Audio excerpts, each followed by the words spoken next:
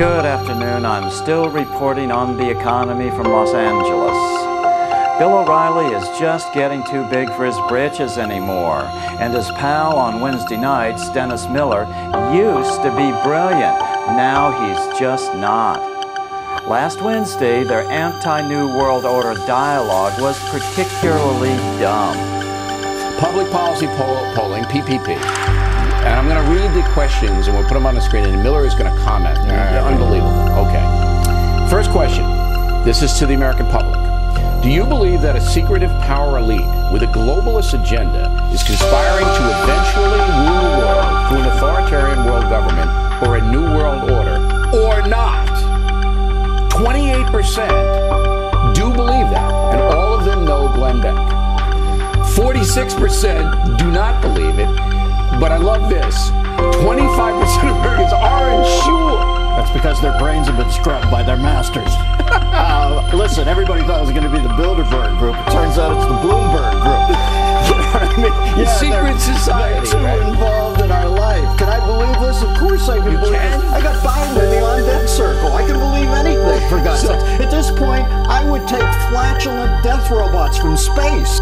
Really?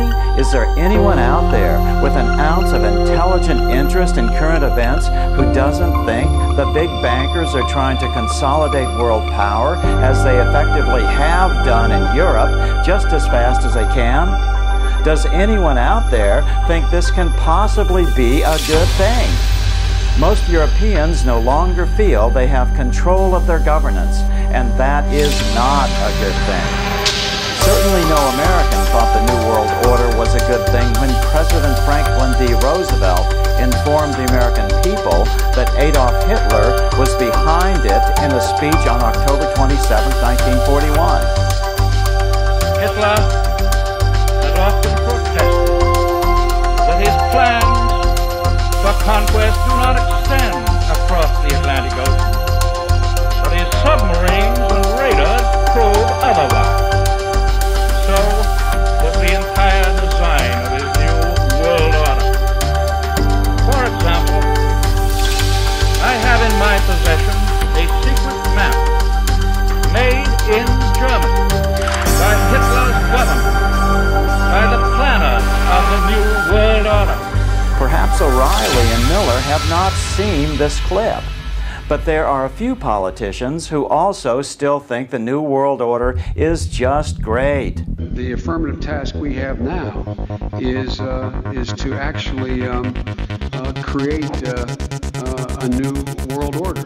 This, as the president pledged to 깨끗이가 되면 닥쳐요 조금만 서둘러줄래요 난난난난 knock my door 난난난난 knock my door 가면 되면 내 맘속에 주린 문이 열리죠 누군가 필요해 Someone else 자꾸 상승이네 몰래 몰래 훔쳐보네 난난난난 knock my door 난난난난 knock my door 원하는 너 playboy 내 원하는 나 bad boy 당신이 필요해 Question that something called the New World Order out there, the only remaining question could be, is it a good thing or a bad thing? Baby, 난난난난 knock my door 난난난난 쉽게 잊어버릴 거야 내 이름 뭐라도 다시 와줘 준비하고 기다릴 거야 Baby, 난난난난 knock my door 난난난난 그 하루에 듣고 싶은 거야 필요 없어 거기 어깨라기 진심이면 everything's gonna be okay 어떻게 벌써 끝나봐 잠시만 기다려줄래요 혼자 있을 때 훅 들어와 정신없이 날 흔들어놔 지금 이딴 널 위한 showtime Making your same thing 울리면 매일 찾아와 줄래 찾아와 줄래 돌아간 잠들어버릴 거야 Come in, come in, come in, baby, take my hand. 넌이 열리게 두드려줘.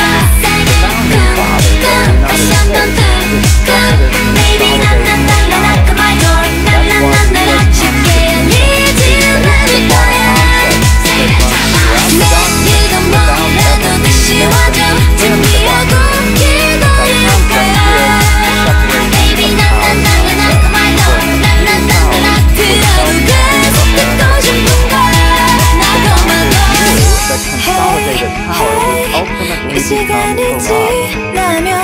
100 years later, the British 굳어있던 내 ignored 마음이 action, put its motives 마음이 succinctly, however. 아이스크림처럼 녹아버릴 Power takes 테니까 corrupt and absolute power. 내 맘이 열리게 두드려줘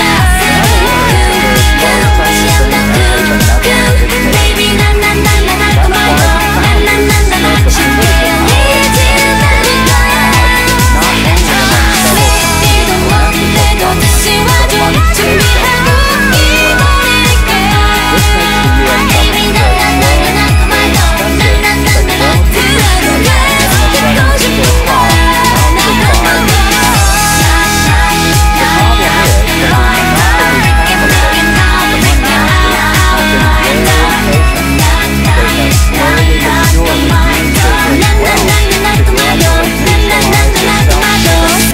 competitive blocks of power in the country, not just within the government, but in the media and even the academic community as well. Without the media and the academic community to sound the alarm, the politicians have no hope of standing firm for freedom, for effective self-governance. Harper's Magazine warned the nation in their July 1958 edition. They want to bring about the surrender of the sovereignty and the national independence of the U.S. They want to end national boundaries and racial and ethnic loyalties, supposedly to increase business and ensure world peace.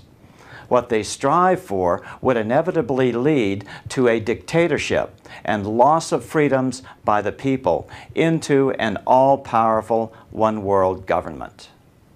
A few years later, Senator Barry Goldwater explained in his autobiography that the Trilateral Commission, well known as a supporter of the transnational aspect of the New World Order, is intended to be the vehicle for multinational consolidation of the commercial and banking interests by seizing control of the political government of the United States.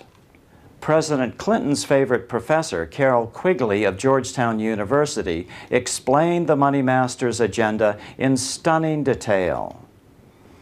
The powers of financial capitalism had another far-reaching aim, nothing less than to create a world system of financial control in private hands, able to dominate the political system of each country and the economy of the world as a whole. This system was to be controlled in a feudalistic fashion by the central banks of the world acting in concert.